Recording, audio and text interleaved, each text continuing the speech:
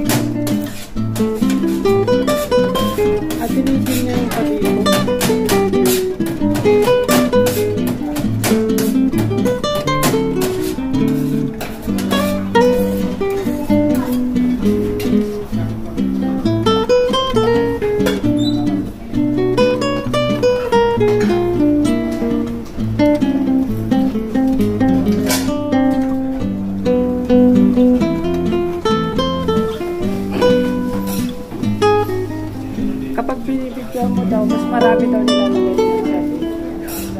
Oh, yan ang technique. Kaya tignan mo, mas marami siyang nilalagay. So, dalawa lang yun ah. Di ba tatlo? Ako kayong isa? Ha?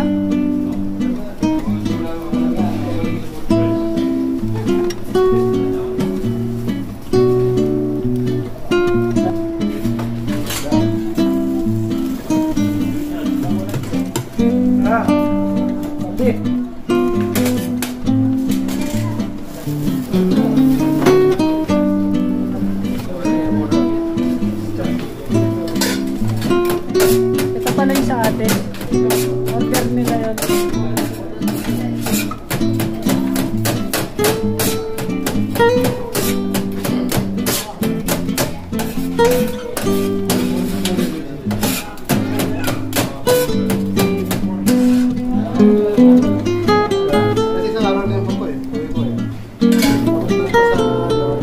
Hindi siya napanis.